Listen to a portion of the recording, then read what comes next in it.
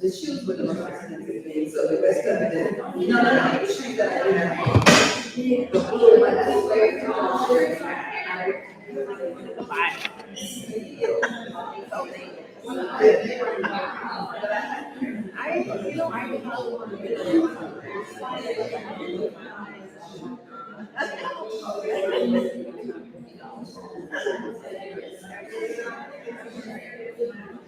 so much to write. I feel like I get distracted. Like, this would have been like, if you studied something 500 times, like, I can get distracted by the definition of something.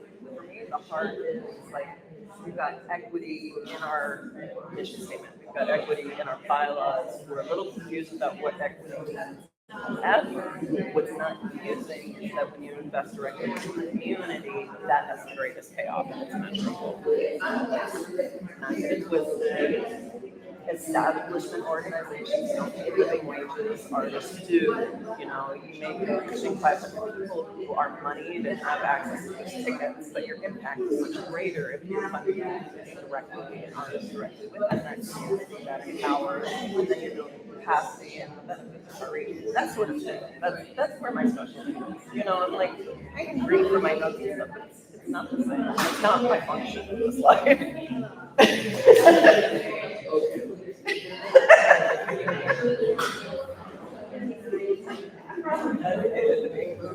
By the spirit, like everything I do is spirit led. Like I think it's very important to study. I'm just like, I don't know. When I don't follow my heart, I don't feel. And when I do, and something goes off, and I say, what moves me?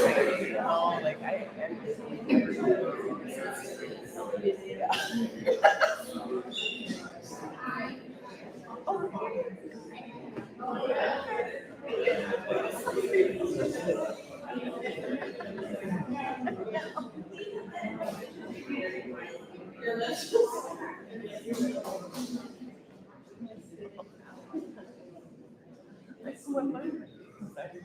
Good morning, everybody. When you see me laughing a lot and like everything's a joke, Thank you for being here. It's like the Parks family all the time. Everything's a joke.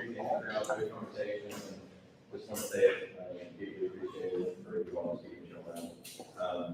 I'm going to go ahead and respect everyone's time. I'm going to go ahead and show you the run of shows, what to expect during this introduction. That's a little debut. Welcome to Josiah Restorative Arts and Equity Manager is going to do a more informal welcome and acknowledgement of you guys. Then next there will be a historical context of recent grant history with arts with our interim executive director, Dr. Coleman. And then she'll also mention about the FY25 updates. And then that will go into the FY25 operating grants updates and context with our strategic funding and initiatives managers in Davis here. And then after that, we'll open the floor to Q&A. And I'm facilitating that. If the cards over there, we just, one, you want to respect that some people don't come from speaking out loud. So that is over there for that option, as well as if the conversation happens to go over, we want to be mindful of time. Last time we had to leave by 8:15 to get out there by 8:30, so we can stay a little bit later than today, so it's not like that. We wanted to get the option whenever you're comfortable for asking questions. And also, you'll notice that staff audio over here is copying all the questions. So we did that last night. We'll do that tomorrow on the virtual option as well. And then tomorrow afternoon, after that is finished, it'll be a compiled document that we're going to send to relevant staff with questions and also commissioners, so that no questions, whether it's answered or not, or whatever it's going to be heard. So that's what the no part over there is after that as well. So yeah, no, it's not. Bathrooms are outside the hallway, around the corner, snacks right there, water, juice, coffee, all that probably. And then after the Q&A, I'll give kind of like 10 minutes or so if we get close to stay a little bit later, not press the time, but just let people know that. And then we'll have closing remarks and next steps from Josiah. So just let them know what to expect, and again, just thank you for all here. Before I send it over to Josiah, something today, I just want to see if we can maybe show of hands of who, if anybody in here applied to FY25 of the riot. Yeah, so we got a handful. Yeah, and then also just anybody in FY25 operating group, just so people can get a sense of. Okay, cool. Just good to know, and nobody's known. Ask any questions you have. Nobody is asking, so Josiah. Good morning, everyone. My name is Josiah Golson. I'm the Restorative Arts and Equity Manager for Metro Arts. I'm just going to begin with Metro Arts land acknowledgement, and then just say a few other things we'd like to share with you before getting into the session. Metro Arts stands and holds space on the unceded and sovereign lands of the Cherokee East, Yuchi, and Shawnee peoples who have stewarded it for generations. Every community owes its existence and vitality to the generations from around the world who contributed their energy to making the history that led to this moment. Some were brought here against their will, some were drawn to leave distant homes in hope of a better life, and some have lived on this land for more generations than can be counted. We acknowledge we are all standing on ancestral lands, and we honor the thousands of enslaved African peoples whose lives were physically and spiritually stolen. We pay respects to elders past and present, and invite you to do the same. First and foremost, speaking on behalf of staff, we're here in a space of gratitude and appreciation. We know that all of you all are in this room because of the work that you do in these arts communities, in communities at large, and in your own ecosystems. And that work should not be taken for granted. We also appreciate that you're showing up in this space in a week that is a very demanding and taxing week on your energy, your mentality, and your focus. And so, in the wake of still having the questions you have and the communication that you need, the fact that you're still doing what you do and you're able to show up to these meetings means a lot to us. We want to honor that by using this meeting and the other meetings taking place this week and in the future ones going forward to center a commitment to communication being a two-way street with arts leaders and organizers and artists being able to receive the information you need so that you can make the best decisions going forward. And for Metro to know and learn from you what's working, what's not working, so that Metro Arts can best serve the arts community.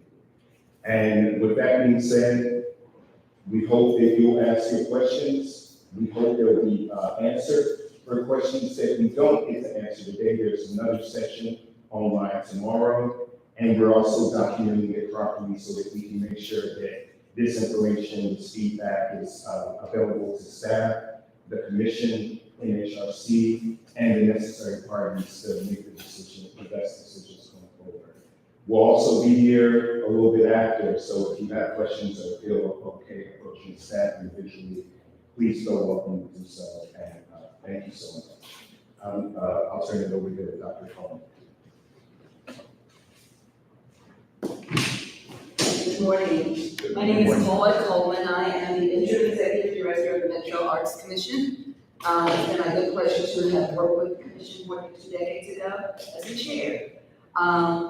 It was also during that time that we initiated the public art ordinance that led to the very dynamic and well-respected program that we have today. I want to start by saying that Metro Arts was established by a charter in, Metro Code in 1978, and it began giving grants in about 1988, 89. Since 1987, Metro Arts has awarded about 61, almost $62 million in grants. Some would say that's really phenomenal, and some would say for a city our size, it's really beautiful.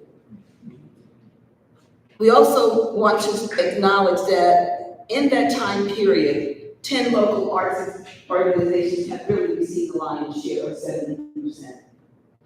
Much of the tension that exists in our city is around the fact that for many years, larger organizations have received more of the funding. One of the things that we're trying to do now is, it's not a we, they, it's an us. No matter what the size of your organization, no matter what the longevity and history, we all share a common belief, I hope, that arts are powerful, and arts have the power to build communities, and arts have the power to transform lives. And when we forget about that, we no longer have a shared vision of what we can and what we ought to do. And that's what our focus and emphasis is as we're moving forward. It has been a very tumultuous several years for the staff, for the Arts Commission, for the Office of Arts and Culture. And we want to try to work together collaboratively, respectfully, congenially, to turn the page. Because the bottom line is, we're all fighting over scraps. And until we understand that, we're gonna have problems. The ask in terms of Thrive grants for FY24 was in excess of $3 million. The entire pool of money for all grants, operating, Thrive, is 3.2 million, and when you break that down, and we haven't made that decision yet. I wanted to share that our philosophies and our values, the values that we are approaching is, among them are equity, having an equitable process, having lots of people involved, making sure the process is transparent, that it's inclusive of the variety of organizations, inclusive of the variety of what national is in 2024. That it is justice-based. If we're doing things that are unjust, now I can't help it if it's your perception, and that's very different from the reality. So we're trying to be very objective and justice-based, and finally, we're interested in impact. Now, one of the measures that some cities use in determining arts funding is economic impact. We do not use that now because it further disadvantages those who are small, those who are new, those who, it's just not a measure or a variable we are looking at at this time. There are other ways of assessing impact. Before I go any further, without 15 volunteers who give up their time and their talent, and maybe even their treasure, to do the work of the Metro Arts Commission, it would not be possible. And several of them are here this morning, and some of them are very, very brand new. Among them are Sean Knight, who is one of our newer commissioners. We have Ms. Heather Lefkowitz, who is not only a commissioner, but a secretary. We also have Ms. Janet Kurtz, who is our outgoing vice chair, but a member of Commission Remain. We have Mr. Trey Harden, who has a distinct characteristic of not only being a commissioner, but having been a about 4-year veteran of the staff. So I think that's a really good kind of thing, and it speaks volumes about him. And that we're not so bad after all, contrary to what a lot of people believe in suggest. Metro Arts has a history of disparate funding, grant funding. Grant funding has remained largely stagnant. Grant awards at Metros have only increased when they increased incrementally. Disparities in grants funding will not be rectified in 1 year or 2 years, because as I mentioned, 1 year there were more than $13 million of requests. against $3 million or 2.3 in that range of money available to support. So until that changes, we're gonna always have this tension, and I think what would behoove all of us is to try to think how we can creatively, cooperatively, collaboratively work and advocate to lift the arts in our city against all of the other budgetary considerations. I'd like to go further in saying that as the art ecosystem grows, without additional funding, there will be more stress on the system. Metro Arts is committed in terms of FY25. It is a transitional year. Whatever the objectives and processes we establish now, they may or may not go forward. It's a process for us to get money into the community that is compliant with the rules and regulations of not only Metro, but the state of Tennessee. There are provisions at both levels that prohibit giving grants to individual persons. The exception is indigency. So Metro Social Services and Metro Action Commission are at least the two that immediately come to mind that can give money to individuals in various circumstances and situations. Many of you will say, well, then there's Arts Memphis. They give money to individuals. Arts Memphis is a separately incorporated, non-governmental organization. It is a nonprofit. As a nonprofit, it can do a whole lot of things that government cannot do. It is also privately funded by corporations there in Memphis. Many years ago, during the time that I was active as a commissioner, there was discussion about funding, having Metro Arts go out and solicit funds from a variety of sources. It was vehemently vetoed, particularly by arts organizations, because they didn't want the government competing against them. And I agree with that completely. There are some cities like Austin that has, I think, about a $60 million arts budget, but they can use a hotel and motel tax. When that was brought before and began discussion again some years ago, it was squashed. It was squashed completely. So I'm saying that right now, the Metro budget is the source of our revenue, and until we can be a united front to advocate for more funding, we're gonna be in this particular situation. Our goal is to try to spread the money around, acknowledging that it is inadequate. It is a pittance in terms of what we need, but it is what we have, and what we have, we're gonna try to spread around as broadly as possible. A couple of other things I want to say with regard to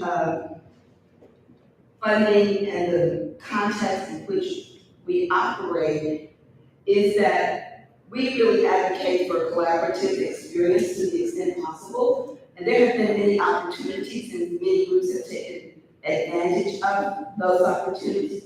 But we're gonna have to be very, very creative and very, very singularly focused, and as much as possible united to make a case for why we should get more arts funding given the competing demands. There are many people who consider the arts frivolous and unnecessary, and I don't think that's a view we share, but that is a view, and there are many other views with regard to arts, and we're not the only ones asking or working to get more funding. I think what's also important to know is last year there was a Title VI discrimination suit filed against Metro Arts and Metro Legal. There was a conciliation agreement that was arrived at by parties, and among one of the major provisions of that conciliation agreement was the establishment of a working group to figure out how Thrive could, the commitment to Thrive that Metro has and that Metro Arts Commission has, could continue within the parameters that we operate. That we could no longer make grants to individuals. Somebody said, well, we've done it for 10 years. It's like anything else. Once the flaw or once the problem is discovered and a bright light is shown about a particular situation, the only thing to do is remedy it.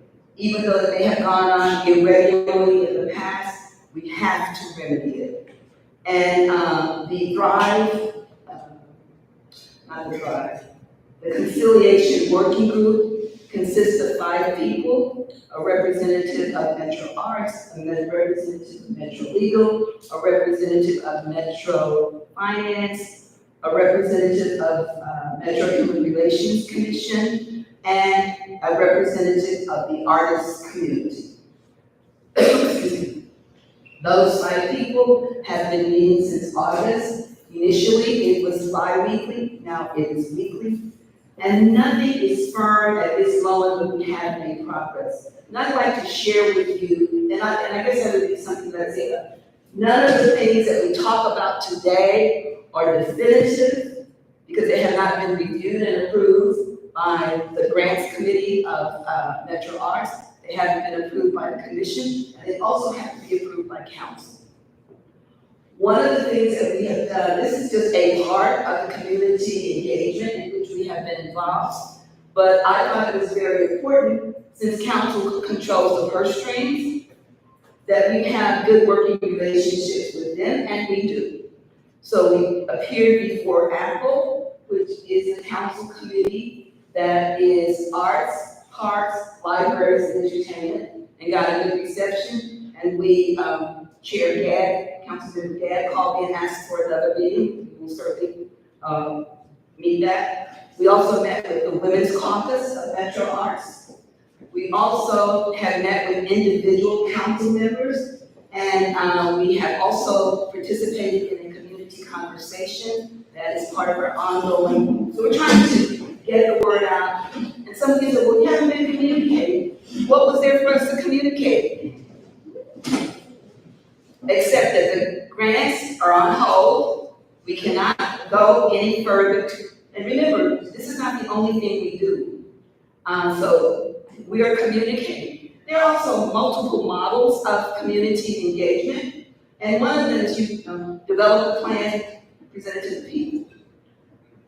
Another one is you have some parameters, share ideas, share the thinking with the people who are most impacted. Get their input, revise, refine, and then you have a plan. We opted for the latter. And I have to tell you, my personal preference is for the former, but you have to listen to your constituency and you have to listen to your commission, okay? And so that's where we are.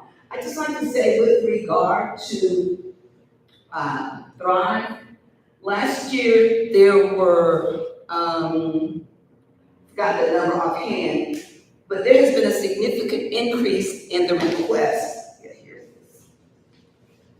In FY23, there were 22 Thrive grants awarded.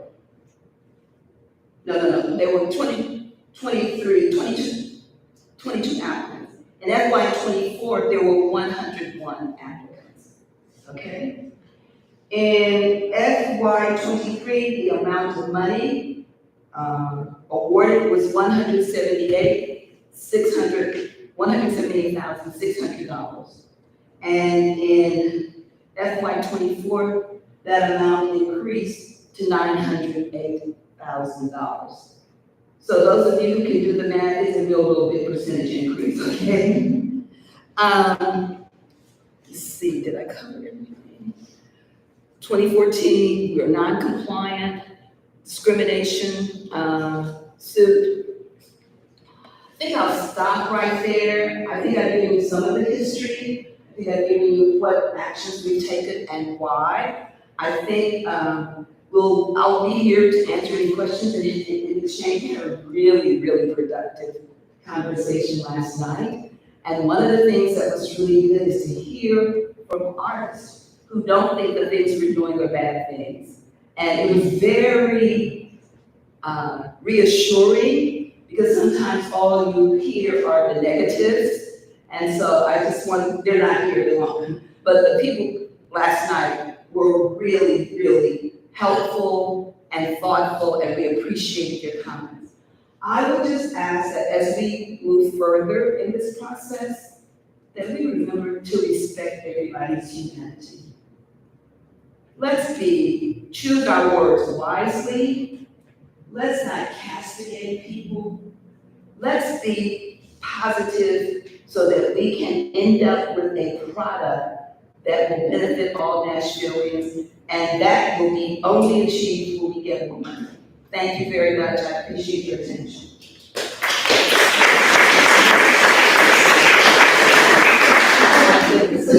I'm sorry. One of the major, I'm old, so you have to bear with me. One of the major considerations with regard to Thrive and the major vehicles for being able to be compliant is the introduction of a fiscal agent. Fiscal agency basically just means that the money, the contract that an organization or an individual get will be between Metro Arts and the fiscal agent. The fiscal agent will then have a letter of agreement or a memorandum of understanding with the individual artist. We heard reports last night from people who love, favor, and abuse that model for a number of years because they want to 501c3. And then we did hear one or two examples of where it had not worked well. One of the things that the working group is deliberating about at this point is, one, whether there should only be one fiscal agent that everybody has to use. There are advantages to that, but that isn't getting a lot of rah-rah feelings. Okay?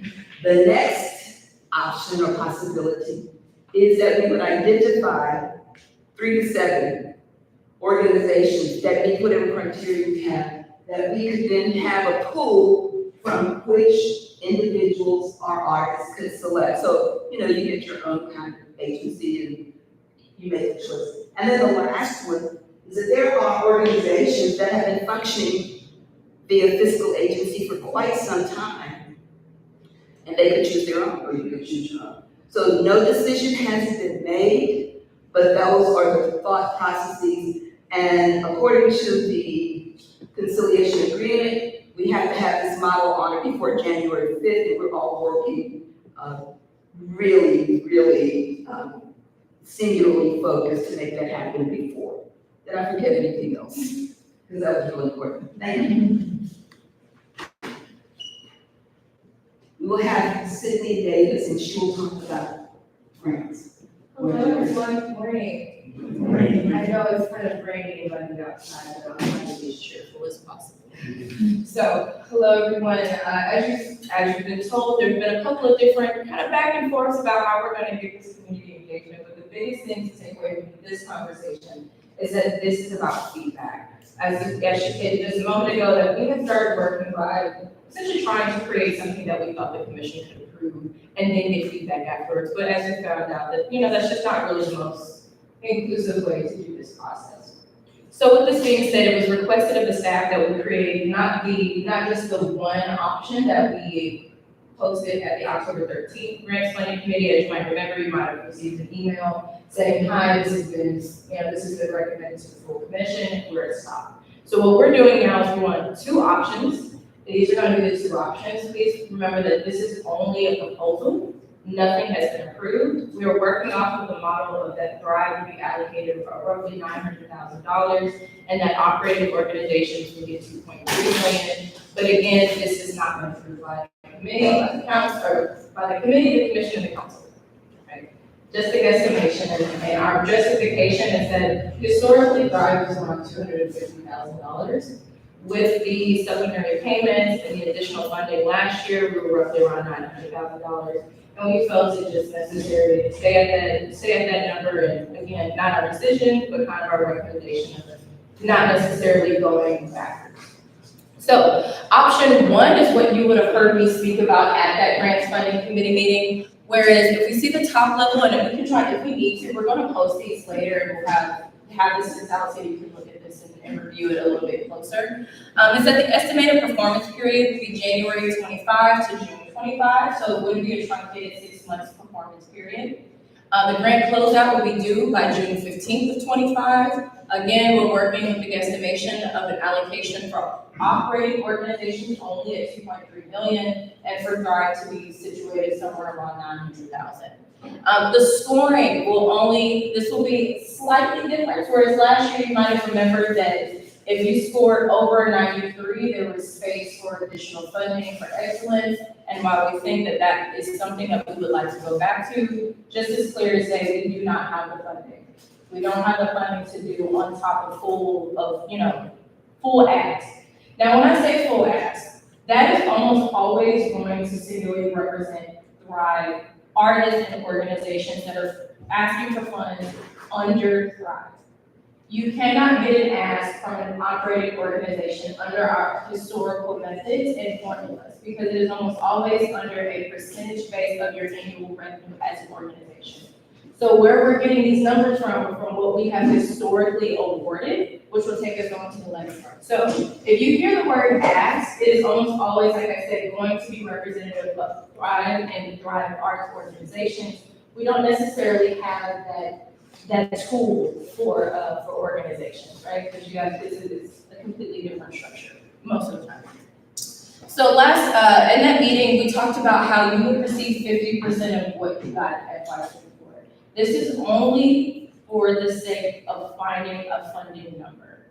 If you score over 70% to 100% and you are a returning awardee, meaning that you applied or awarded money at FY 23-24, even if that is supplementary payments that you were just now receiving, that is the number that we're going to base your award off of. So this year, again, transitional, only referring to this fiscal cycle for this grant cycle, will be that if you were awarded $20,000 in totality for your organization last year, if you score between a 70 and 100%, you would receive 10.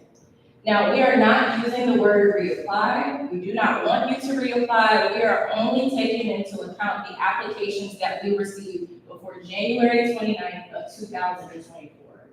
Now, if you're a Thriver or if you're an operating organization, there might be some things that have changed. And we are proposing that there be a term where you can go in and update. But we are not asking you to reapply. This is I don't want to speak to the worker, but really, this is like if you have a project that is moved because of timeline or artist, the availability or the location, we want you to update that just for the sake of reporting and making sure that we all know what's going on. And if you're an operating organization, at this point, we're in the third quarter, and we want to make sure that we have a clear understanding about where these funds are going. So if anything major has changed, or if there's some new type of communication, and just simply if you don't want your application to be considered anymore, this would be the time period for when you would make that decision.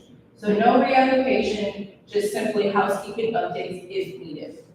Now, let's say you are a new organization, and by new in this sense, meaning that you did not receive an award from Metro Arts in 2024. Not anything before, this doesn't guarantee anything afterwards, but if you did not receive money as an organization, like an operation organization, this doesn't even include if you also received Thrive, you would be considered a new organization. Now, like I said, we don't have ads for operating, right? We have to guesstimate because we used something last year called base percentages, which is essentially a minimum.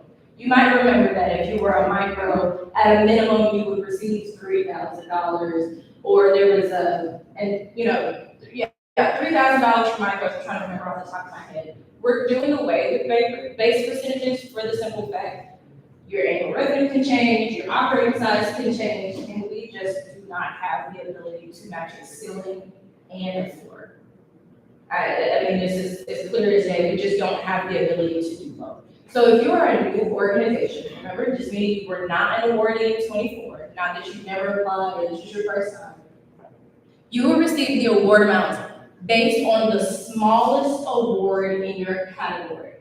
So if you're a returning and the biggest award that you received was $3,000, if you are a new award, or not $2,000, the newest award for new organizations would be $1,000 for micros.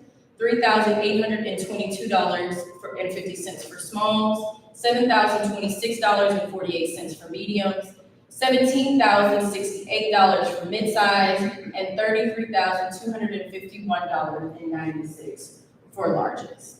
So, one of the other things is that if you are an organization and you chose to keep a 2-year review period, meaning that you did not want to be reviewed by a panel this cycle, we're still respecting that, and we're making sure that whatever score that you use and want it to be considered for this year will be considered. So out of the 101 applications, we'll have roughly 55 that will go through a panel recommendation unless one of those 55 decides to no longer be considered for award, if they don't want to move forward with the process. Now, during this proposed updating period, you will know how much money you are eligible for. That award amount is also based not on just what you might have received in that first half of payment, but the totality of all payments that you received from Metro Arts, whether it was the original payment, the original award, or any supplementary fundings. Now, I want to make sure we clarify. If you happen to be an organization that applied for both operating and for Thrive and received both, we are only basing this proposed award amount on what you received from operating. It will not be a 50% of what you received for both awards. So when we did the math, it was roughly about 1.9 million if everybody from last year returned and we chopped it in half. And then that leaves roughly about $450,000 for any of the new applicants. So this is how we're making this, that's our ask, if you will. That's how we know what to kind of estimate for what it's gonna cost us to pay out operating. One of the other reasons why we lean towards this truncated period is one, is we pretty much already been told we're not gonna have the ability to extend. And reporting has to be done by June 15th of 2025. But also, we've kind of been putting the cart in front of the horse for a while in terms of giving you award notifications before we have received our departmental budget. Meaning that we're giving away money that we do not have.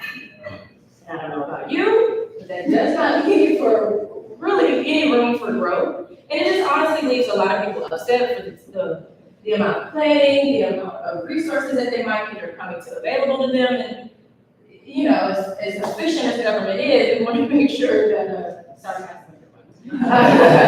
as efficient as we would like to be, that just does not leave a lot of room for error. If you apply in January and sometime in July, you might get money that we don't even know as a department we're gonna have access to. So while it was done in good faith of the idea that if we get the ask before the budget is due, then we have the ability to kind of urge those who hold the point purse to maybe give us more money. But when you have a $13 million ask, and then you put it in your overall operating budget as a department and say we need $15 million to not only pay staff, but then to pay everyone out in full, it unfortunately sets up an expectation that's just impossible to fulfill. So part of the reason why we are moving to somewhat moving the application process, again, this is just a proposal, is so that we are only starting applications after we know how much Metro Arts has to grant out. That I would say that's probably going to be our strongest recommendation, regardless if we go with option 1 or option 2. It's just housekeeping and administratively, it's a lot easier on everyone involved. Is this number 2? Okay, so option 2 is a little bit different. So the top half of this is going to be the same estimated performance period, the same grant closeout, the same estimation around 2.3 for operating and 900,000 for Thrive. We're still doing panels, still doing community-led panels for both option 1 and option 2. Nothing about that is changing. We really want to put more merit on the application itself. We're keeping the same application process in terms of more accessible applications in terms of like whether you're a micro, small, or large organization. None of that is what we're recommending. We're not recommending any of that to change. The second option is a little bit different though. So the award amount is where this changes. The award amount for each category would be a specified flat amount determined by the size of the operating organization. This approach ensures that each organization within a category receives a consistent grant amount based on its size designation, so large, mid-size, medium, small, or micro. The total budget allocated for each category will be based on a percentage of the overall funding pool, allowing for scalability and making it easier to track growth in each of the categories over time. This percentage-based allocation provides transparency, adaptability, ensuring that funding can grow proportionately as the overall budget expands. So as you understand, we have $2.3 million that we're trying to split up amongst 101 organizations, ranging from annual revenues of $66 million all the way to zero. So what we noticed is that through data, through historical conversations, is that we are putting money in larger organizations and not necessarily where we have more applications. And I don't want that to sound scary. It is just proportionately, this option 2 is where we are trying to just put money where we see the most asks. And by asks, the most applications. So can we go to the next one? So if we look over FY23 and FY24, large organizations receive 47% of our overall budget, mid-size receive 40%, mediums 14%, smalls 13%, and micros less than 1%. I just put 0.1 for the sake of there being a number. And then FY24, it was even with the supplementary, what we're calling the balloon, where we had the additional funding coming in. 28% went to large, 23% went to mid-size, 14 went to medium, 5.2 went to small, and micro went to 1.6. So what we are projecting and what we're proposing for option 2 is that there would be a flat amount of money divvied out for each category size. So that would be $500,000 for large, $500,000 for mid-size, $550 for medium, $500 for small, and micro at $250. Historically, micros have been funded at $3,400, $84,000, and then this would make a pretty big jump to $250,000. So can we go to the next one? So the way that this would look, so if you look on the side where it says out of, this is how many applications that we have right now. We have 101 operating organizations. And so what we wanted to do was one, I don't want to call it an average because it's not an average, but it's what looks the most familiar for what you could have received last year. We noticed that almost all large organizations received roughly $100,000, and then so on and so on for the rest of the categories. So the way that this would look is that largest would be funded at $500,000, $100,000 an award, and this would fund 5 out of the 8 current applications that we have now. No, it's different. Mid-size is $500,000, funded at $50,000 an award, 10 out of 21. Medium would be $550,000, funded at $50,000 an award, which would be 11 out of 26. Smalls would be $500,000, funded at $25,000 an award. This would fund 20 out of the 30 applications that we have currently. And then micros would be funded at $250,000, funded at $12,500, which would give us 20 out of the 24 applications. So whereas the 70% is the average of passing through our funded score, the way that this differs is that we would have a ranking. So it would be in the small category, out of the 30, your score would be listed from highest to lowest, right, out of 30. And the top 20 organizations would get the 25,000. There's no up to, this would just be a flat amount. The reporting would be similar. The only thing different is that the categories themselves would essentially be getting funding in their pool versus the entire. Now, this doesn't leave an overage, this uses all $2.3 million, like, to the penny. So again, each application will be reviewed and scored by a panelist of peers to the artist community. The panel review, selection, and evaluation will be similar to last cycle, and essentially they would be awarded by merit of the application that leads into their ranking system. We're still expecting that whether it's option 1 or option 2, there will be peer feedback that would be a request of the panelists. That's something part of their duties that they would have to do. Also, there is an expectation that they would be in person for the sake of just moving a little bit faster. That's probably one of the key differences here, is that we just want to get this done, within the calendar year. I'm not giving any dates, but we are trying to move that by the end of the year, we have some more momentum on operating grants. There have been some conversations about not allowing multi-grants, multi-funding with feedback, we kind of decided to step back from that recommendation, but the one kind of conflict of interest that we are kind of holding to is that we are recommending that panelists not also be applicants, just for the sake of conflict of interest and just making sure that we don't run the risk of possibly monopolizing funds, right? No other side information, still hard. Yeah, and that's it for option. I think we're gonna end up leading into question and answers now, so I'm gonna give it back over to Chuck. Do you want those minutes up there too, because next Wednesday is the next meeting? Yes, so next Wednesday is the next grants and funding committee meeting. It's November 13th, and the recommendation, as fun fact, I'm the only staff for grants. It's just me. So I know there's a lot of voices, a lot of names, a lot of work groups, a lot of people involved, but when all of this is settled, it's just me. So all 202 thrive and all 101 operating, I'm essentially your point of contact. I think we are trying to find ways to remedy that, but as of right now, it's just myself, and I do work technically in assistance to the grants funding committee, and the recommendation is that we're gonna hopefully push with feedback both of these options through, and then allow the commission to, again, make the ultimate decision about what's put forward to council. The commission meeting will be on the 21st, so about a week difference, and then afterwards, I believe the first week of December is the council meeting, so.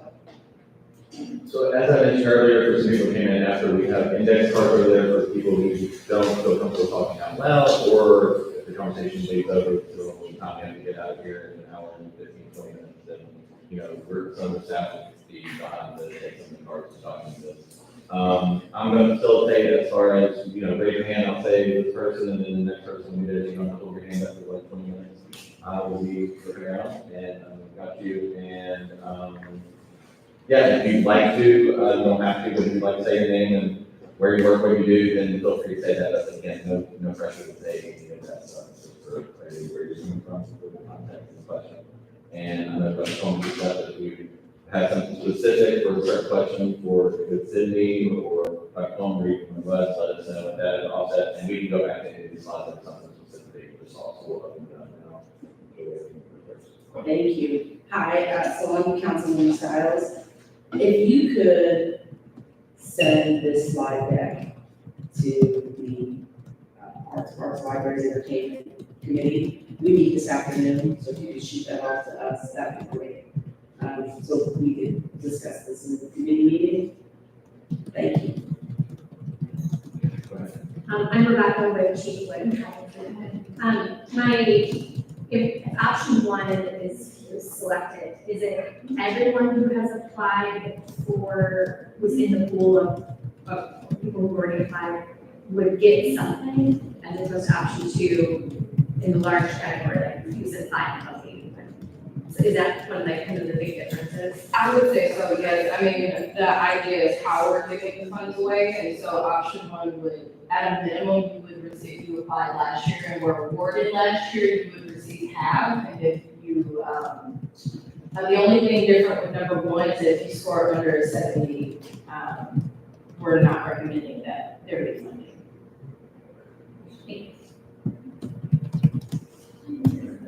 I'm sorry, I'm busy track. Okay, with option one, so we chose to be adjudicated again, but we didn't have to be. So under option one, if that is what comes to pass, do we choose to fall back down to non-adjudication, or are you stopping with what we decided? For lack of a better word, I would say that the selection that you made during your application is what we'll be honoring for just fairness and transparency. There were individuals that had a score and decided to come back and be repaneled.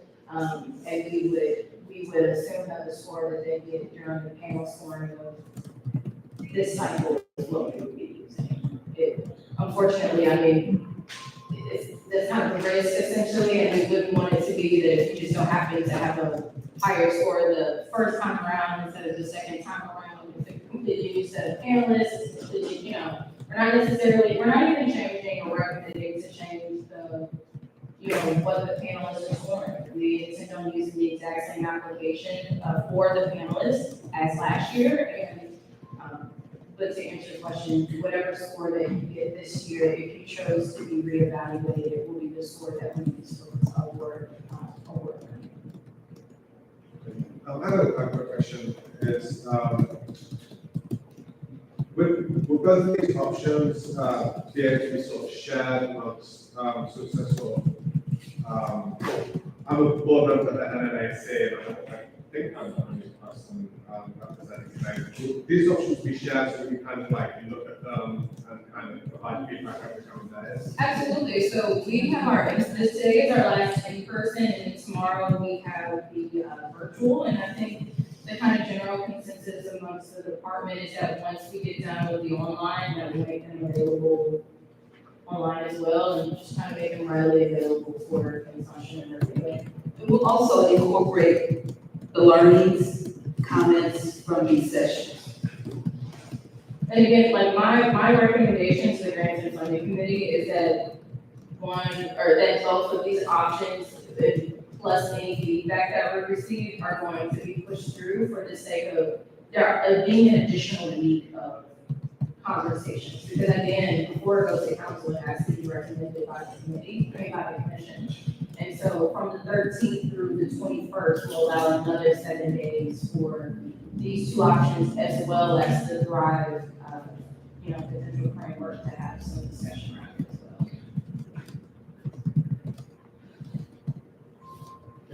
well. So, Federal Education Center, I have a question about option two. So it looks like roughly in my head about 43 organizations that are not being funded under option two. How comparable is that to the percent that scored below 7? That is a hard question to answer, I'll be honest with you, because that's assuming that we've already scored the applications that are currently pending, and we have not done that. And so the decision for this is that we would be funding at a minimum half of what has applied. But to answer your initial question, I wouldn't have that data, just for the sake of they haven't been scored.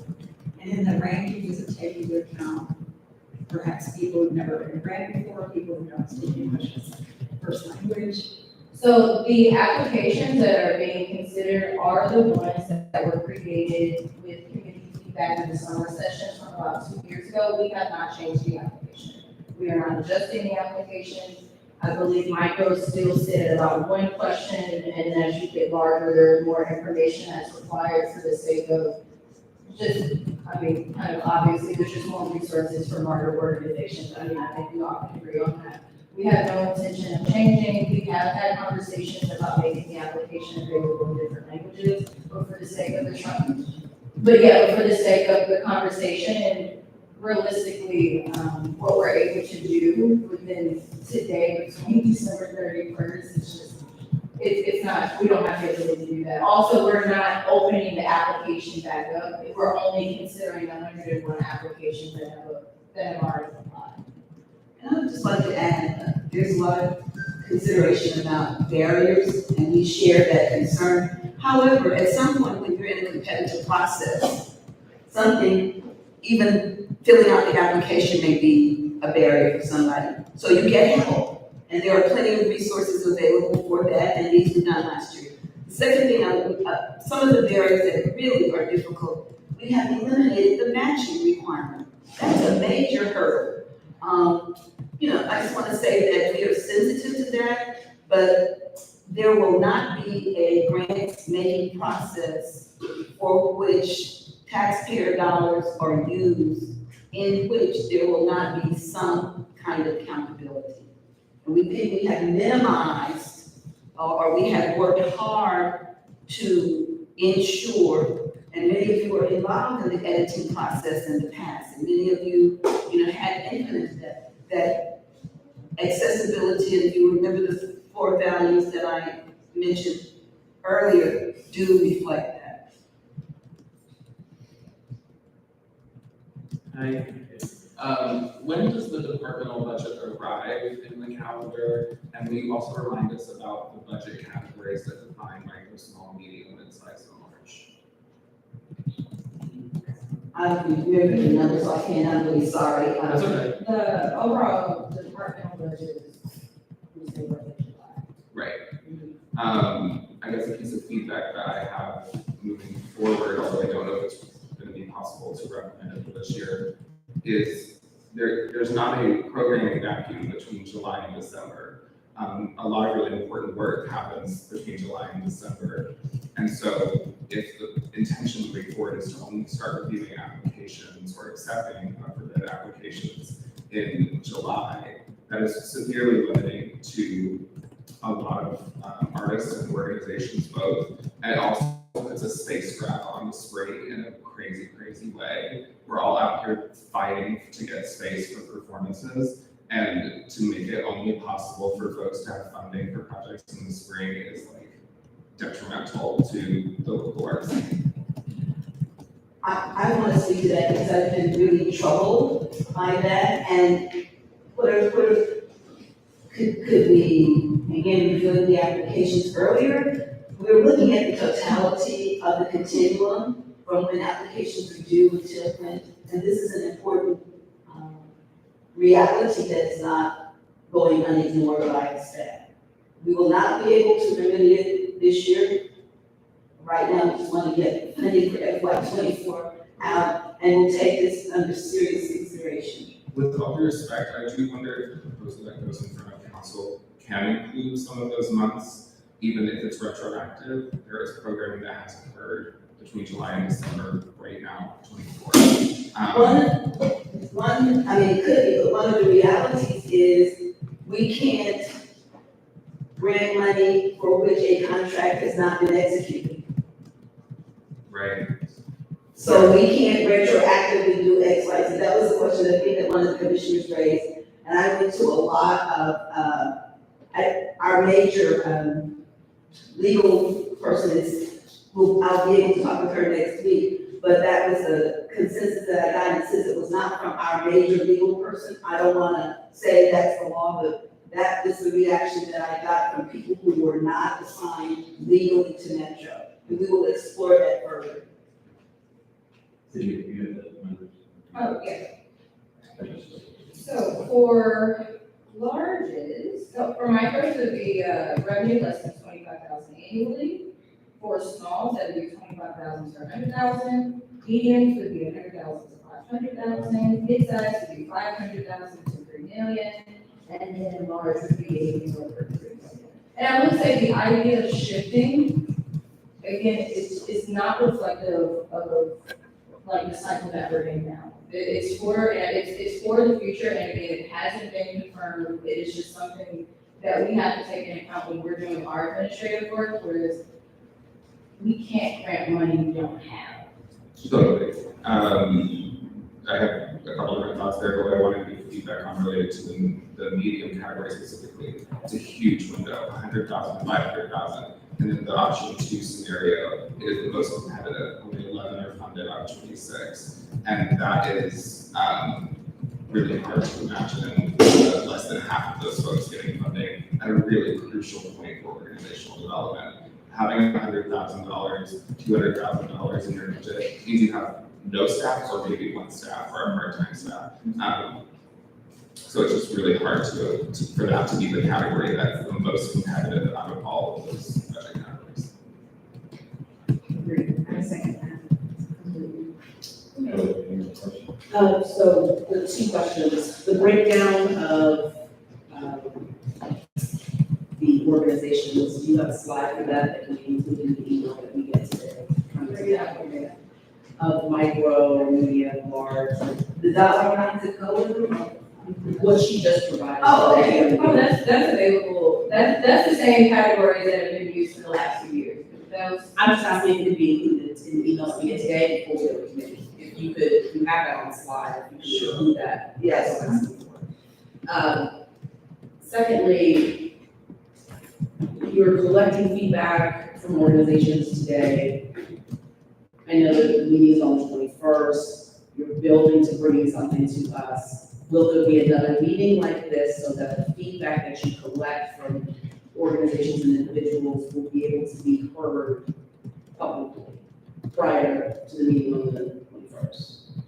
Or we're just going to collect? No, we have another meeting tomorrow that's online, and then I think the idea is that we'll be working with the community engagement team to collect those, create a narrative, and then, Yeah, post them as well as add to the conversation that's happening on the 13th, which is the grants and funding committee.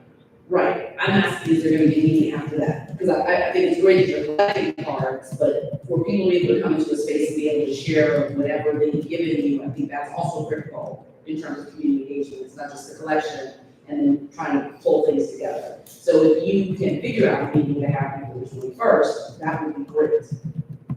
And then people, particularly council members, could potentially come besides just me and hear what the community is saying, as this is part of the process.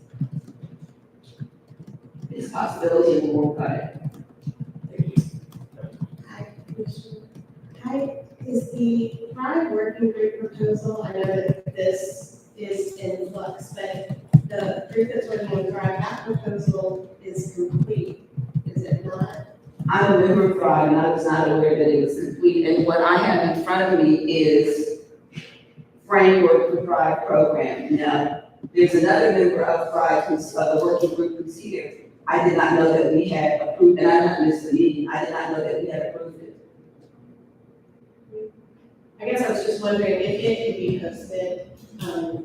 When it is approved, but we have a process now, that every conciliation, it's called conciliation agreement update. The last meeting we had was October 31st, and all the updates from August 9th through, October 31st are online, and so whenever it is approved, the next meeting is next Thursday, Friday, I can't remember it, and it will be posted.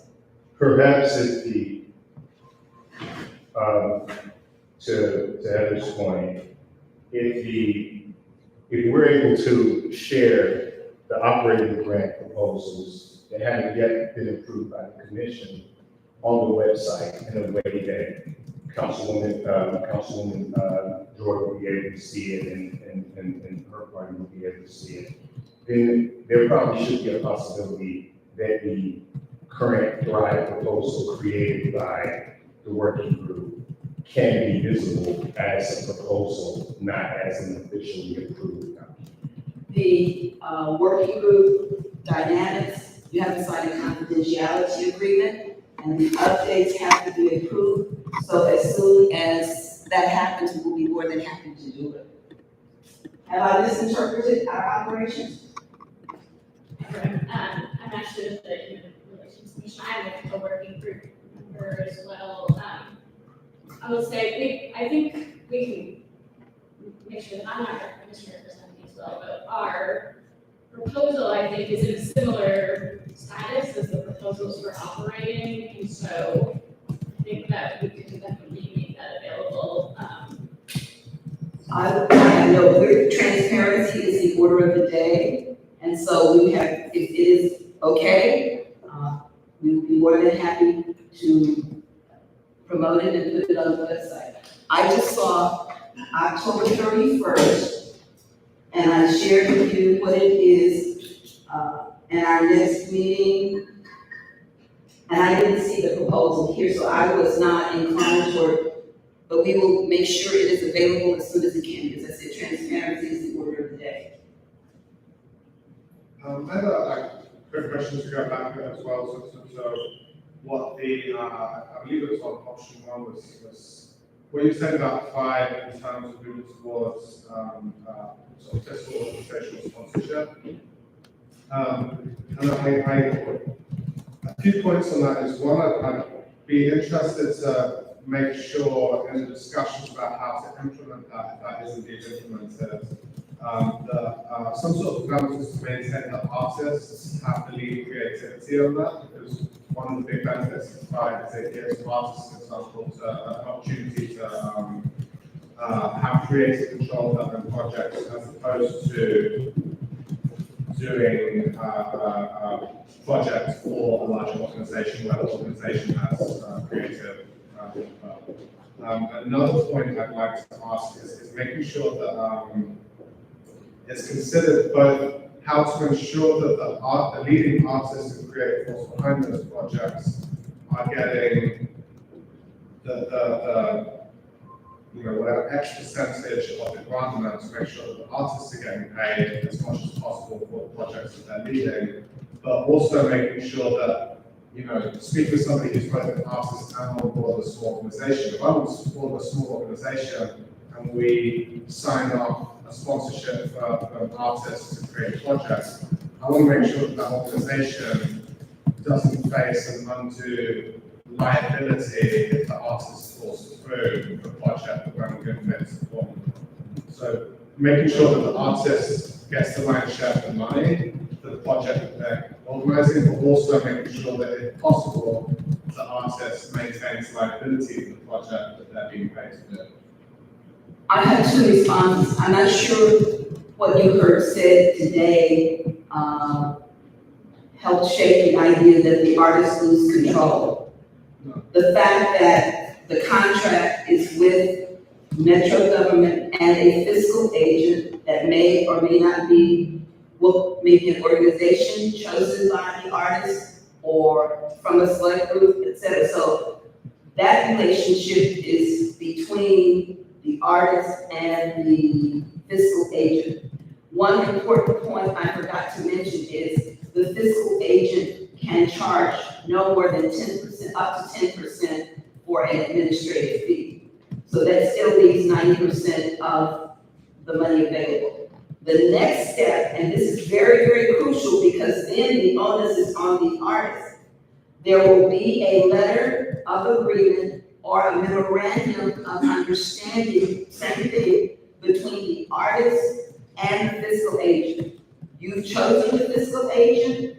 Hopefully you and your legal counsel, whoever, you by yourself, have written out the terms that are meet your needs, and that's an agreement between you and the fiscal agent. Metro will only have responsibility, and again, I'm not a lawyer, this is a discussion between the contract between Metro and the fiscal agent.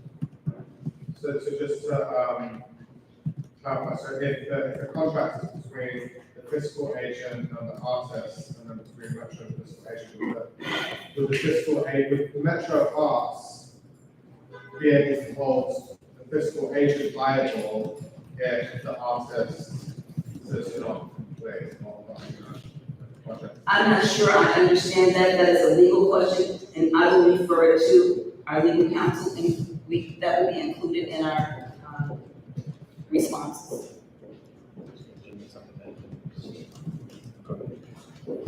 Hi, Christine Hall with Arts Activity Nashville. And I want to first thank you for holding this session and affirm my appreciation and enjoyment for the two-way community engagement method.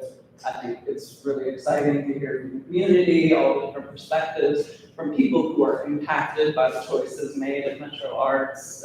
Certainly there's been a lot of outcry from the community for the past few years, and a lot of input that I can only imagine it's difficult to sort, especially when some voices are louder than others and some have been historically favored, and we're looking to balance that out. I also wanted to affirm, I love seeing the objectives up there that were clearly created in collaboration with the community. I love that equity is in Metro Arts mission statement, and that was affirmed by Metro Council in the bylaws earlier this year. The purpose is to promote equity in the community.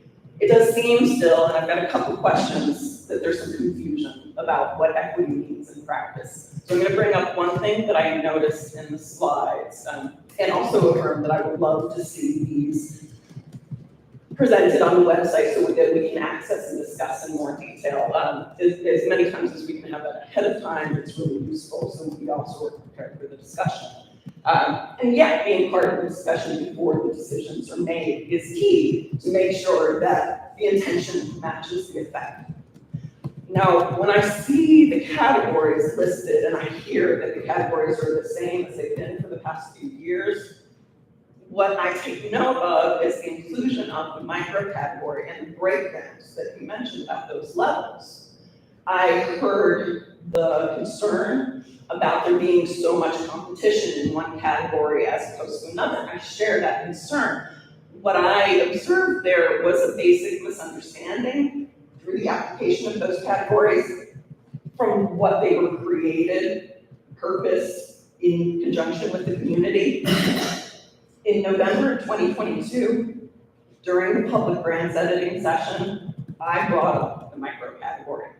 The entire community present there discussed it and agreed that it was important to introduce to those formulas. The reason for that was to shift the funding formula so that the percents would start to move to the lower end of the economic scale. Whereas the greatest return on investment, the greatest impact in the community.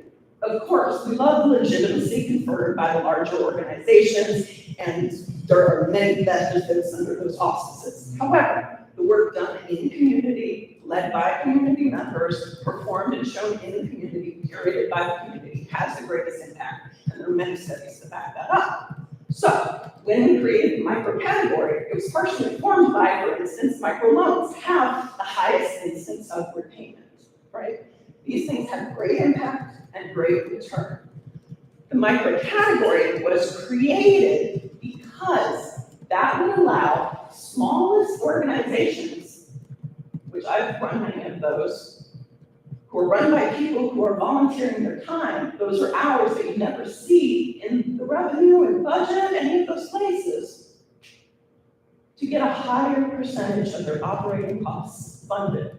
Because they're already doing so much with so little. They're already accomplishing so much. So to then see it relegated to this alternate function, so it's a tiny percentage and an arbitrary amount, and there's this competition created within each category, does not serve the purpose for which it was created in collaboration with the community. And I can say that with confidence, being the one who brought it up and then being present for the discussion. Now, after the fact, with those funding formulas, we were looking for some changes to be made. So there wouldn't be those arbitrary cutoffs and too many in this category, not enough in this category, creating this competition instead of collaboration. So I see that some of those haven't been ironed out yet. It hasn't been addressed. And I know there's so much work to go into that. I just felt the need to voice that the purpose of the micro category, which is one of the few holdovers I'm actually seeing, is not being put into practice. So that's a concern. So I wanted to ask if are still plans to smooth out the transition between those different levels so there isn't so much artificial competition in one level as opposed to another, or the steep cutoffs where one category is funded at a greater percentage of their operating costs and another at a lower. And also, do you have plans, and if so, what are they, to define equity so that when we're all working together for this as a community, we are clear on what our objective is and what it looks like to realize it? I would defer to, because I had a conversation with regard to the definition of equity. We have our CARES committee, which is a committee on anti-racism and equity that has been laboring with this particular definition since I've been there from May 16th. They are making progress. And Josiah, you and Claudia staff that. I don't know if you wanted to add to that, because when we talked, you said that there was progress being made and that it should not be considered that there was, and there's a meeting coming next week. So do you have anything you would like to add? Absolutely. First of all, thank you for both of your questions. To the question specifically about an equity definition.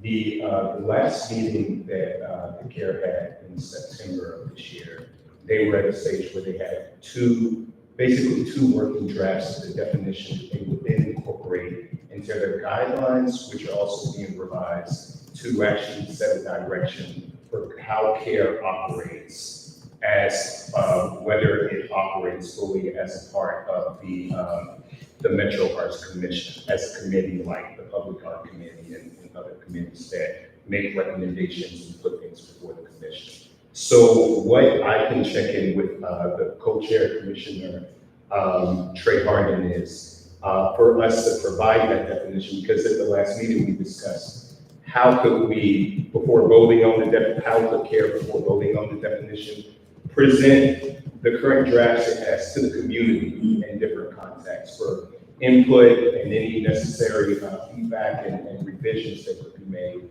before they use that for their work as they serve the commission. And so I can absolutely share that with you and the public at large. And that's where we are with that information. To the other question, I think that still remains unanswered.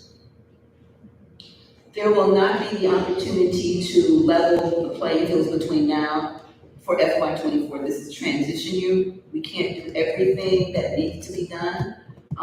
One of the things, just as you have data that show individual artists have great impact, they pay more, et cetera, there's also a large body of information in terms of economic impact that shows a variety of other things. So those are things that we certainly cannot discuss and not resolve now, but they are certainly on our agenda.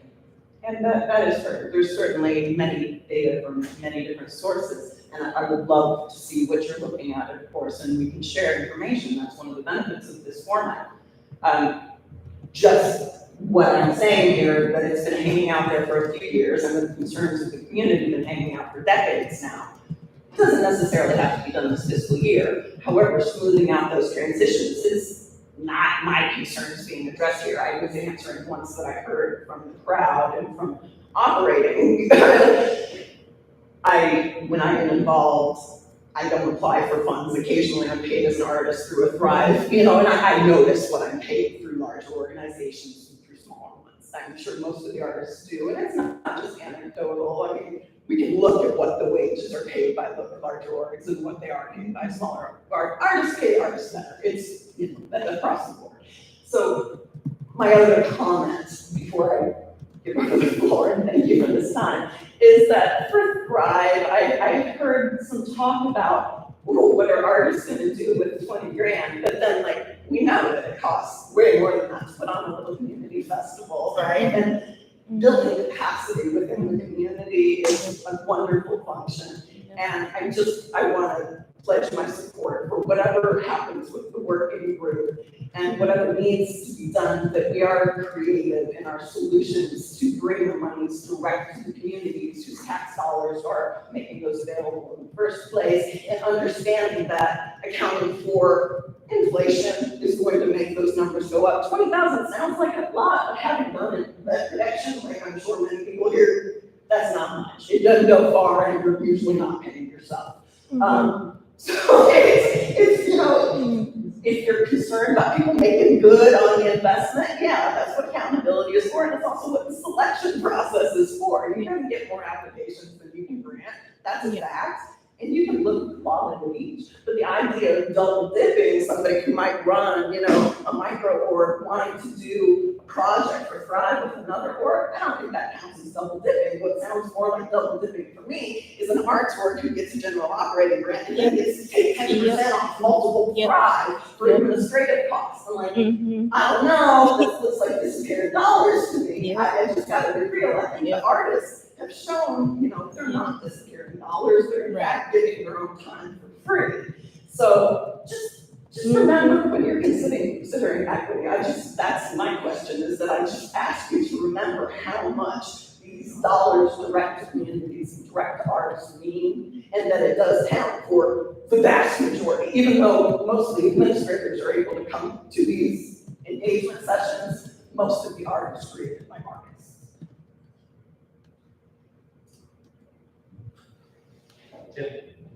Is there a place where if they're having compliance issues with artists, that other organizations or administrators who have been in there longer can create a mentorship program to volunteer to help mentor the new artists through the process?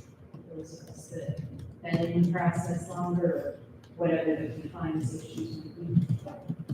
Last night, the group that was present talked about their work. They were artists, and they recommended nonprofits with whom they work, and they, just lauded. I knew about one of them in another context, but I was just amazed at how the artists were so affirming of that process. It was not a formal mentorship process, but basically it was a fiscal agency model, and how beneficial it had been to them. So we formally have not done that or explored that in terms of this transitional period, but there are we can explore other things. I will also, again, one of the things that our restorative art department, our group, we talk about departments, two people, we talk about departments, one person, okay, I'm sorry.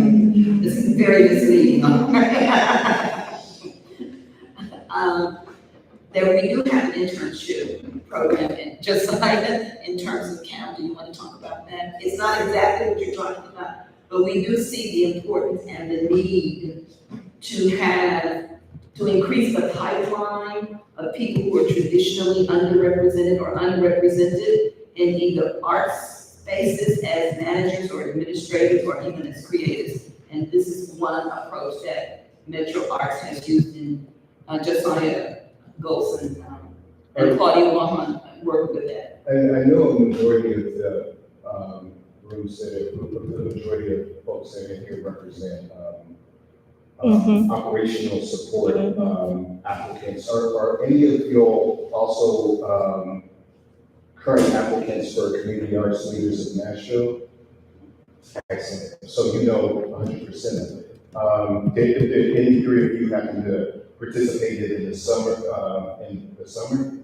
Great, you knew, okay. So, for those of you all who don't know, Community Arts Leaders of Nashville is a program similar to some really great programs across the country in cities where, college students, specifically who live in Nashville, who would be based in, who live in Tennessee, who would be based in Nashville throughout, fall, or in this case, spring semester, are paid a grant to be able to work over the course of 14 weeks with an organization, with a local arts nonprofit in Nashville. And the funding also includes, in addition to funds for the student, a small operational support stipend for the organization. And then also an additional few $100 for a mentorship in which a stipend would go to a local artist who would pair with that student.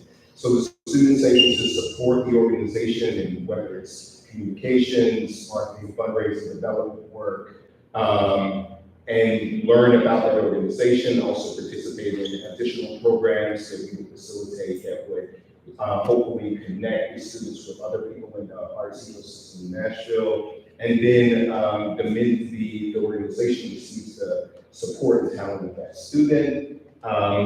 As you all have spoken to, ideally there are incredible benefits to organizations that have small staffs, like that has been spoken, that they could utilize the talents of a young, talented person. And at the same time, there are opportunities for young people to get great experience with small organizations, or to get experience with, in certain cases, established organizations that can help further their career. And so that program will resume in spring of 2025, and ideally for FY26, we're in the work figuring out what the budget will look like so that we can, as soon as possible, prepare that application process for that.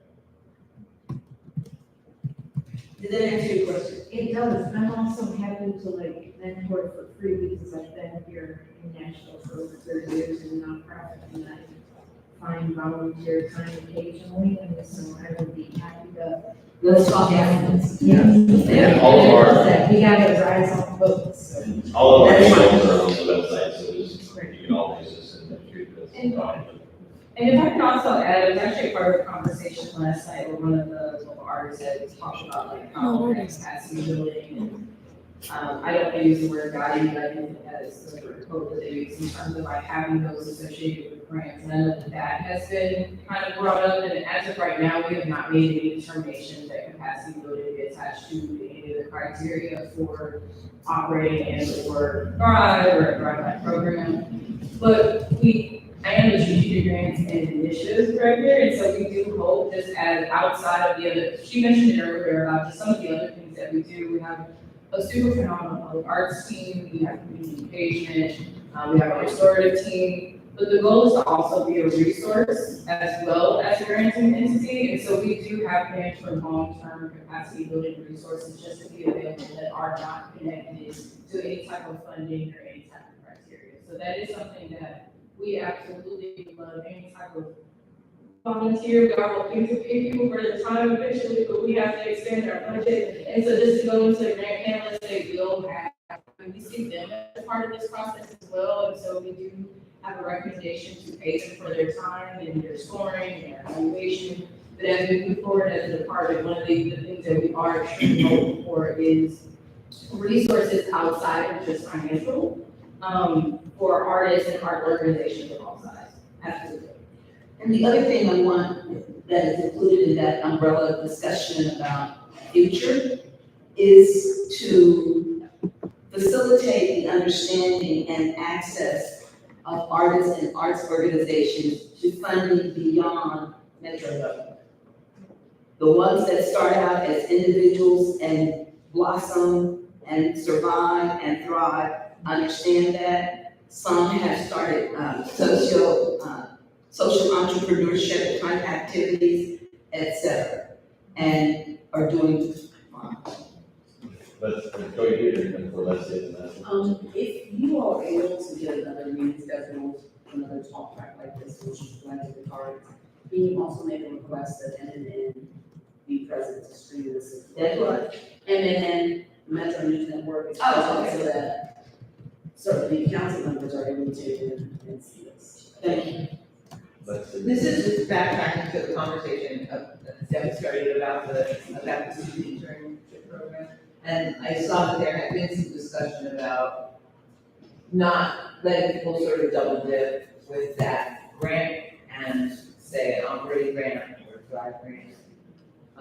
And that has been tabled for now? Is that what I'm No, understanding? Or is that an ongoing discussion? I'm sorry, the Cal proposal Right, went before commission, okay. and it was approved, and they did not disallow a participant in Cal from applying for, another, I think an operating grant. Yes. That is and so it's approved, so people who are. Okay, operating grants can also apply Yes. for that. Yes. Okay, yeah, because I think that would be a disincentive otherwise, right? We've been struggling with that Yeah, and had not, so that's a work out of that and that particular program, but we need to get clarity for everything else. yeah, that shouldn't be an either or choice, right? Well, There's there's way ways. to choose, you're probably gonna choose your operating grant, right? Like for real, right? So, anyway. And I am so thankful too for everybody who's here today and your commitment to transparency. And then I'm also so sensitive, in terms of like thoughtfulness with which you talk about information. I'm wondering, to Councilwoman Stiles point out, sending it to committee too, if these slides were clearly watermarked as draft, right? If they, and the current kind of draft working group proposal could be posted even today on the website so that people could see them. And then, I know we had previously, Dr. Cohen, I think you mentioned like a survey and things like that. I don't know about that, but I'm wondering if there would be an option for a web form for people to submit written feedback as well on the things that are posted, with the understanding that this is a draft, but just in a compressed timeline. Maybe people who would want to come tomorrow, right, could see these in advance. So I just want to express my support for that.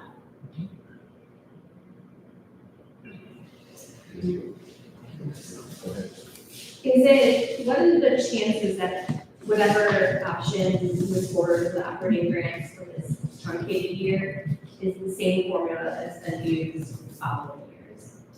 I would say that's almost impossible. So there's no way we can determine if they'll even approve option one or option two on the 13th or the 21st, let alone what happens for FY 26.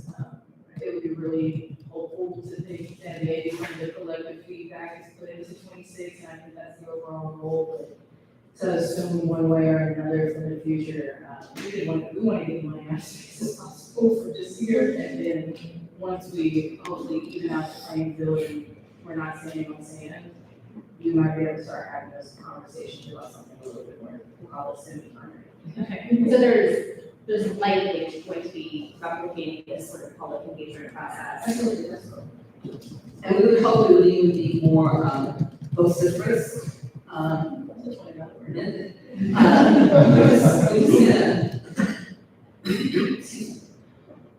Metro Arts has experienced a lot for the past 2 years.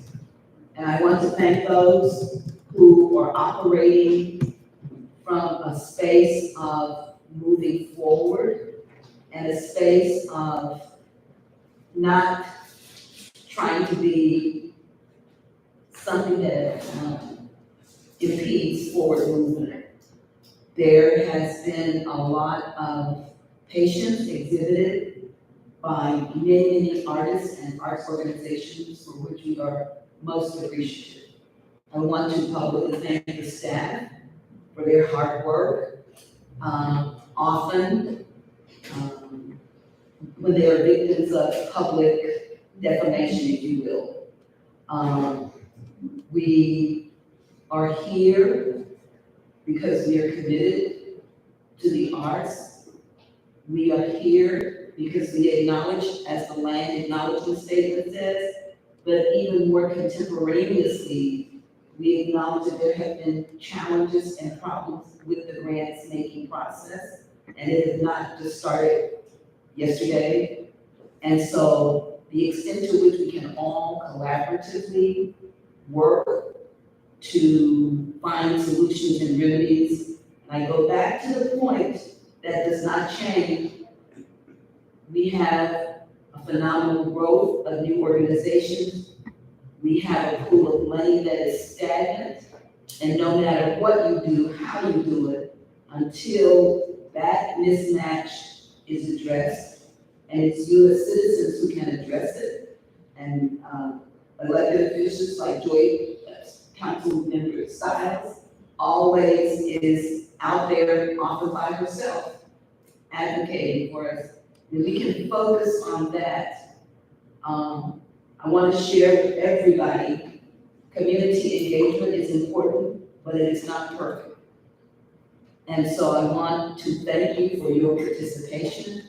And I want to thank you to those who are, in your comments, in your behavior, are seriously and genuinely committed to arts in Nashville Friday. And thank you so much.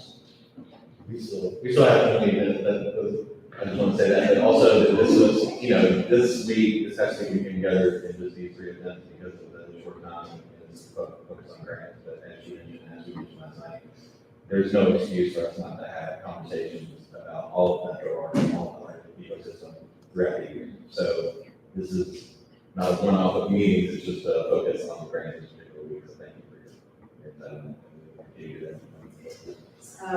I'm getting ready to leave. It has been great to hear from everyone. I want to commend you for pulling this together. I know you have a tight timeline. I know we're trying to make sure that the plan gets approved so that you all can get your money.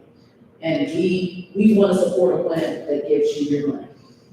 And so I just want to say that from my perspective, that's my goal. Plan comes, we love it, and then you guys get your money. And this being a critical part of that plan being able to move forward. I hope that there's another meeting before the 21st, like this, after cards are collected. I want to thank Interim Director Paula Coleman. This is turning a cruise ship on a tugboat, and thank you. You have taken on a lot, and I appreciate it. I also, we were missing, I didn't mention, there are things that are happening in this room. There are ways that we are moving forward that happened because of former Director Daniel Singh. He was not perfect, but he did get this community engagement component in a way that people seem to be happy with. And I don't want us to move forward without forgetting the past, because the past helps us move forward into the future. And so we are in a good spot right now. We're getting there. thank you for your leadership. And I think, I finally feel good that Metro Arts is getting on a good foot, and that we will be able to talk about what does it look like, as you guys are breaking down all of these different categories, what does it look like to give you more money, so there's more money that goes into each one of these categories, so that there isn't this Hunger Games situation of grants and organizations, because it's not about large versus small, it's art, it's for the community, it's how we're giving to people, because art is supposed to be fun and amazing, and everybody in here is an artist in some way, and so creativity is lifelong for many of us. And so thank you for the work that's being done, all of the organizations, all of the artists, thank you. Staff for the work that you're doing. So, I'm the Juju. I mean, I'm not sure how fast we could pull it off, but we have long considered a fiscal management program that would be part of our budgetary, just where we would not take from the artists, we would work it into what it costs to run our organization every year. I'm stepping in the Belcourt Theater. Of course, for us, we're very discipline specific, and so I think, we would want to work within our discipline to be the fiscal agent, because that's what we know how to do. But just as an organization, we are super happy to be a part of that conversation and be a helpful collaborator in that, to help shepherd those projects through, with you and centering the money given to artists and figuring out how to absorb it institutionally on our side. And I imagine that there are other organizations that would also be willing to do that. So if there's a need in the conversation for that, we are super happy to be a part of it. I'm not a board member in form or fashion, but I will have to monitor reporting at some point of whatever decision is made for Thrive and or operating. And one of the things that I think about is just more of a statement and just my kind of personal opinion, is that remember the administrative fee is up to 10%, and because the conversation is happening between the artist and the organization, I don't see why there couldn't be a conversation where there's no administrative fee taken. I think what we really want to emphasize is that the fiscal agent is the person who is essentially assisting with the financials and not any, I don't think I heard anything about creativity, about, punishment of the artist, the entire point is just completely, it's to give the money to the art or the art organization. And then for me, I don't, again, not legal at all, but one of the questions that I have posed to legal is the same way that we would monitor an operating organization or Thrive recipient of essentially being in non-compliance of the grant. I mean, there are things that you have to do to stay in good standing. My question is, how do we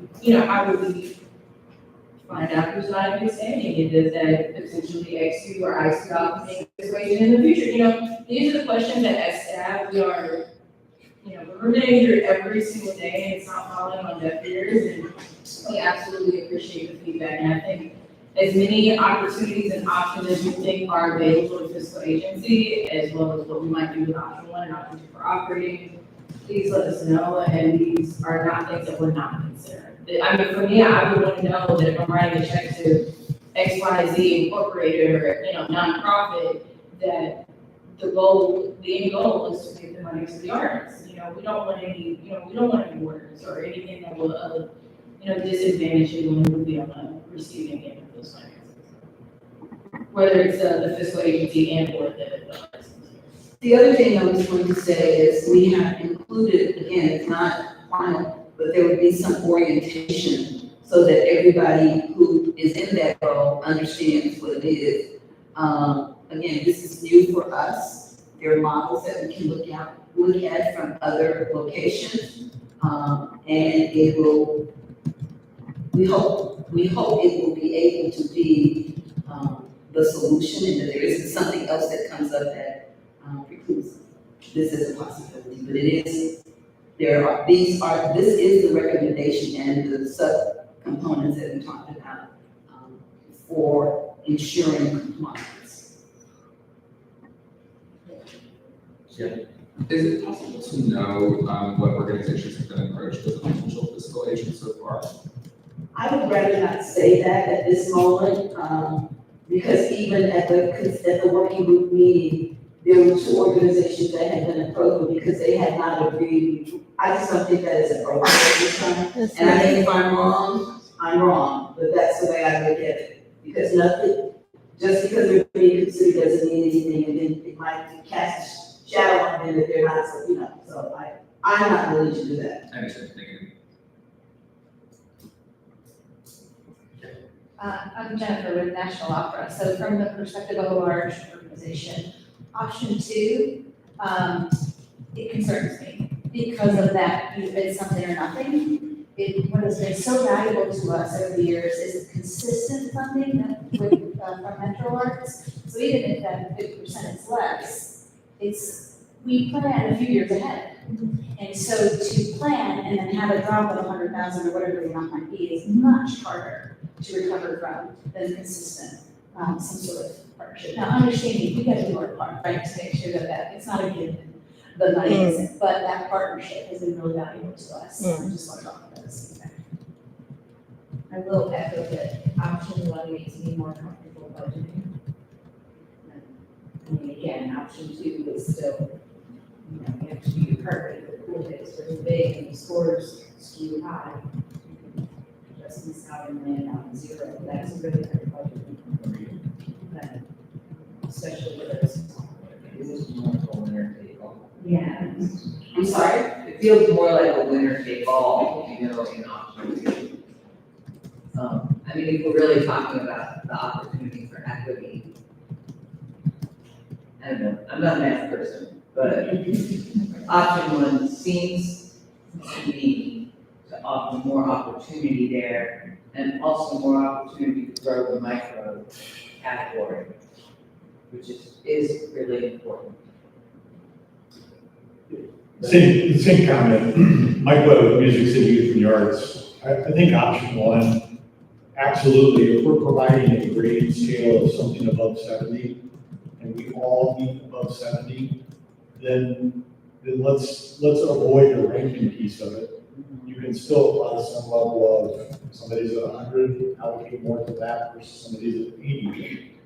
Going to option two is absolutely a winner take all, whether you're above a certain line or not, in terms of ranking. And we're all deserving organizations and artists, let's put it out there that way. So option one in my mind is absolutely more important. I'd also echo the same sentiment from Mauricio from the National Shakespeare Festival. As an artist who became an underpaid administrator for the sake of the arts, the idea that you might rely on funding for a few years and suddenly have zero, it sounds ghastly. That would be, as the person who's trying to make payroll happen, things like that. The 50% is hard enough to recover from, but to possibly get nothing, it's terrifying to, I think, to all of us. Alan Fay with Nashville Philharmonic Orchestra, small organization. One question I have about option one, you mentioned 70 and above, which makes sense. I'm curious if, so I was on the first grant editing panel with Christine in November 2022, and one thing we talked about was we actually made it so that anybody who scores 50 or above, and part of that purpose, if I remember correctly, was so that folks who have never applied for a grant before and maybe have a great program or a great organization, but just don't have the skills to write a good grant can still qualify for funding. So my question is basically because Sydney, you went to don't actually, you don't know what people are going to be scored yet. Once you find that out, if you see that, oh, well, we have enough funds to fund everybody who got a 60 or above. Like, is the 70 a hard and fast? And I'm gonna really delicate when I say this. Sure. We have to maintain what the criteria is. So if from the feedback that we're receiving, we want the commissioners to maybe ask for a caveat of something like in between like 50 and 69, right? I'm just guessing here. then that is something that they would have to consider before. It's almost like the question earlier, like, was my scores higher from my previous score versus me having been reviewed for the second time, and I asked to be reviewed and I didn't keep it, like, can I have a higher of the two scores? It would almost be the same thing. It was like, now that we have the information, to almost move the goal would be doing a disservice to the individual student, from the criteria, they feel like I scored over 70, I got my funding. So I would say that the safest answer here is that what is in the criteria is what the staff are going to hold ourselves to for the sake of just meeting the expectation that we set when you have criteria. You know, if it changes afterwards, because we find ourselves in last year.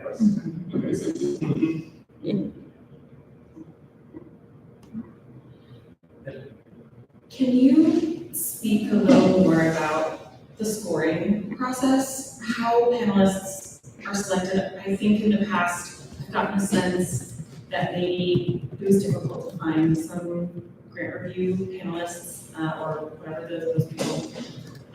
My personal experience in the last time I received a score was difficult because we didn't score super well, and here I am saying that, but I asked for feedback and there was none, like zero. And as somebody who experiences a lot of instances where funders just don't understand the art form that I specialize in, my concern is, you know, if scoring is a thing, is what we're talking about, how do you help me prepare for that? You know, there was a whole thinking I can fill in gaps because there's a 250 paragraph count, so I have to concise all of this. Tell us sort of like the process of how panelists can be set up for actual considerations, you know, thinking about all that. And then just helping us feel empowered, knowing how to process those. The application of we kind of run at the same time. So at the same time that we send out applications for operating and for Thrive, we also send out applications for panels, right?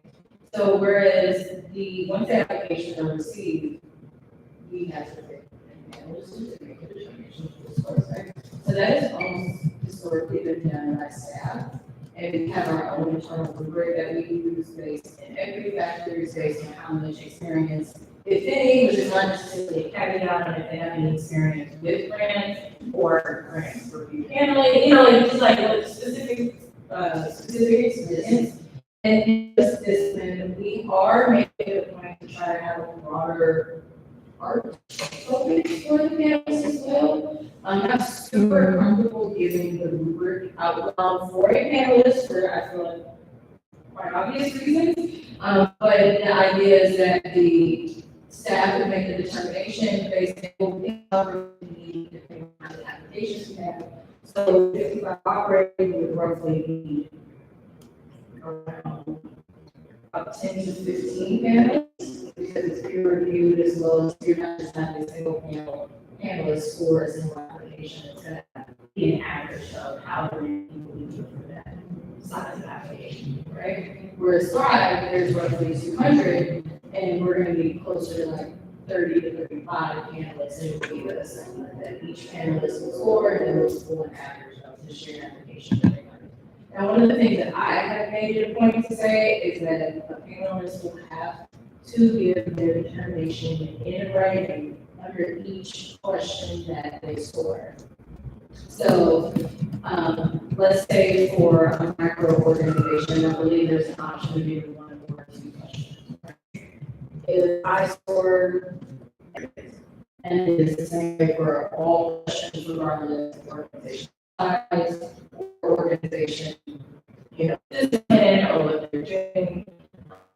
We had conversations where maybe we find panelists or specifically when we select panelists, but once we really start looking at it, you just don't have to find a panel of people who want to sit on stage doing these applications and have also a specific discipline. So that's why we're putting a real big emphasis on just getting a multitude of different type of participants and backgrounds in this work. And while we're also making it a point that we're the emphasis on conflict of interest, that if you are a candidate, you're not also on conflict of interest. If you are a panelist, you're not also a director. Just for the sake of, we want you to be. We don't want the appearance of any kind of reference. Yeah, we want to try to be, I know this is kind of a little bit, to try to be as non-biased as possible. We do, have, recommendation from our, as well as our restorative team,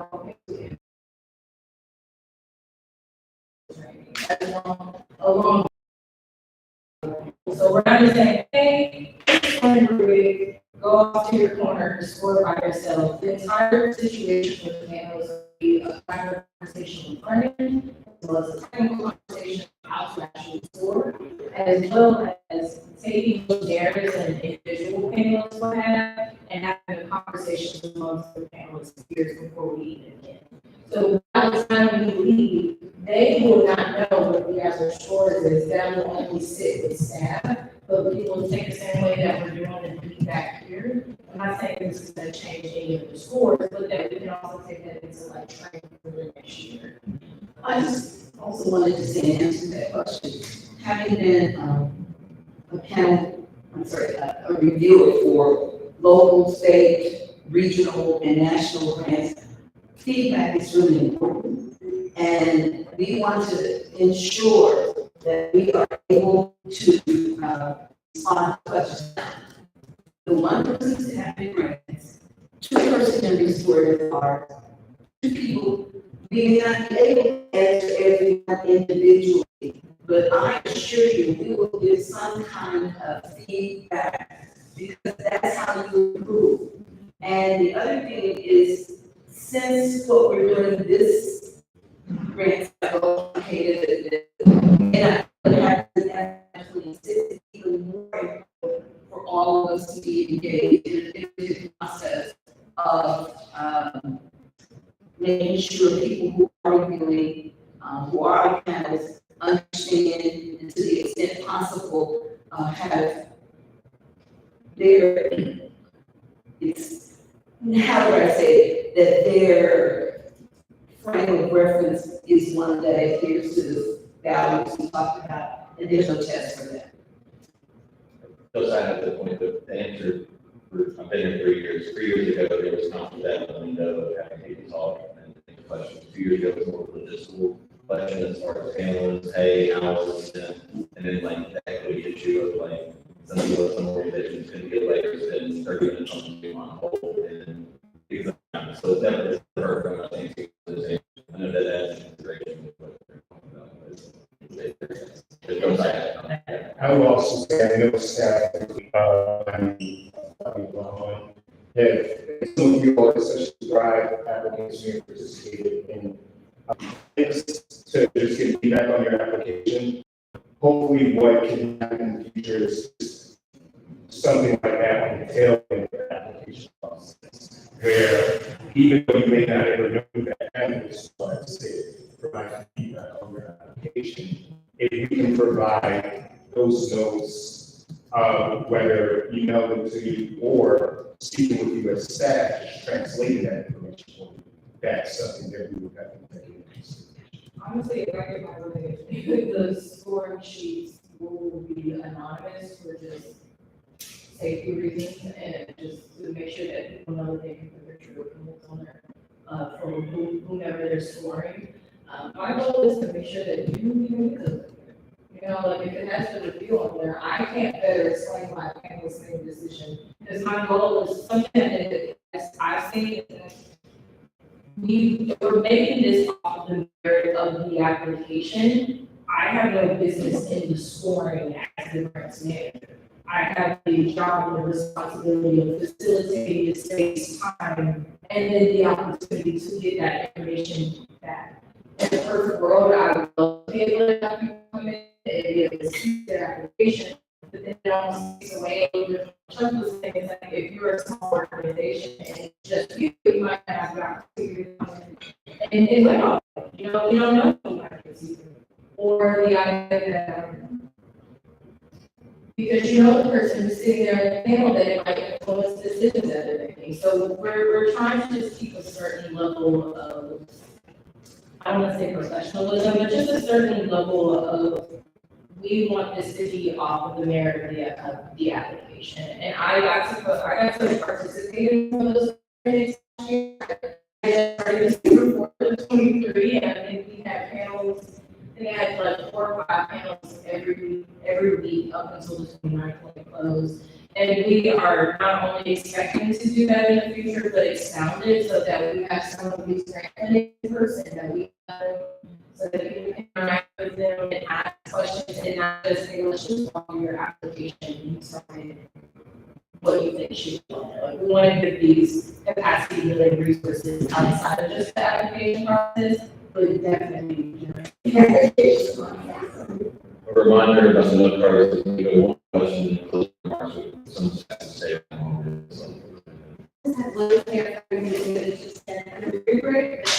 That will be posted, right? The organizations will be able to see the correct. Yes, it was the application, like the scoring, but the rubric that I was referring to was how we pick candidates. And that's what I did in internal resources. Cool, that's what I was making sure that. Yeah, so we use the word rubric and scoring a lot, and we have a lot of different levels here. I'm only referring to what is very specifically in internal resources when it comes to how staff pick a panelist and not how the panelist scores an application. That's two different things.